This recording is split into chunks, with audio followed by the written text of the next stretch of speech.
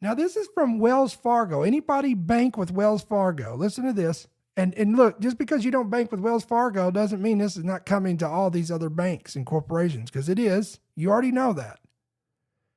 Here's the headline. Wells Fargo patent describes smart dust for biometric payment verification. According to a detailed LinkedIn post by Joe Petrocelli Mudaman, Wells Fargo has secured an active U.S. patent. This is U.S. 1135466. Yes, guys, I'm not making that up. B1. You can't make this up. That envisions a futuristic layer of biometric security using microscopic sensors known as smart dust. Look at this image. This is what we're talking about here. This is what they want. Payment approved. They're integrating this into biometric payment verifications, smart dust particles.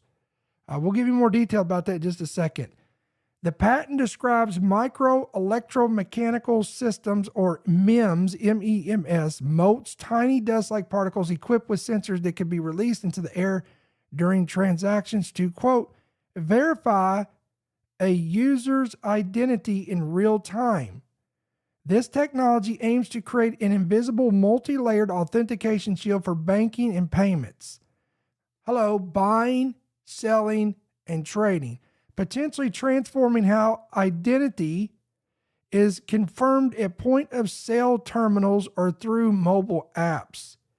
The process unfolds rapidly upon payment initiation. A base station, which can be integrated into a POS terminal, smartphone, or nearby hub, activates and releases the motes near the user. These sensors float or propel themselves into position, gathering intimate biometric and environmental data, including heart rate, blood pressure, body temperature, breathing patterns, facial recognition, voice signatures, and motion profiles. Is this not terrifying? Quote, these motes are stored in the base station or carried by the user in a device. Upon activation, they are released into the air near the user. The patent summary notes selected motes then transmit their readings, each carrying a unique ID, there it is, that forms part of a dynamic smart key. Folks, listen to me. We're talking about the very tools and framework for the mark of the beast system. And isn't it ironic that it is literally called U.S. Patent US 1135466B1. Now, I'm not implying to you that this is the mark of the beast, so please don't twist my words. Oh, Brother Ricky said this is the mark of the beast. No, I'm not saying that. What I am saying in this is that these are all the framework, setting the stage for this stuff. Now, this has been going on for a while. Check, let me see, make sure. Wells Fargo has a patent on the smart dust. And I read it, so you don't have to. That's you, that's your phone, that's the smart dust. From here on out, you shall be known as 202. But first, how is 5G connected to smart dust? 5G is literally how they are going to collect data from smart dust in real time. It will allow them to collect large volumes of data simultaneously. Challenges and concerns?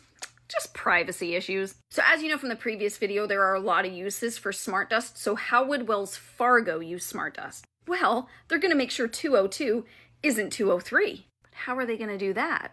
By performing facial and body recognition. So 202 is attempting to initiate a payment using a mobile device. The base station can send instructions to activate smart dust device 210 to authenticate user 202. The motes that make up smart dust can be suspended in the air and surround or be near user 202 while collecting data. In some embodiments, the nodes can be self-propelled and able to move around.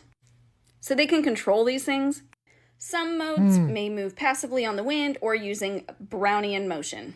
The motes may also be carried by a user and released when the user attempts to make a purchase using a mobile payment or a credit card payment. I mean, am I reading this correctly? They could be carried by the user and released when the user attempts to make a purchase, like they can just fly away?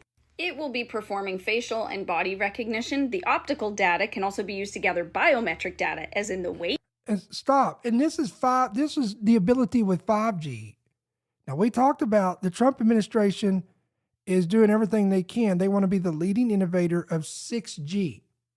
And we did a whole podcast on that. And that will give this, if you think all this is crazy, 6G will expand the capabilities far beyond this. We're talking about digital tattoos and all these things that like Bill Gates is talking about is the innovation of the future. It's where the smartphones are going.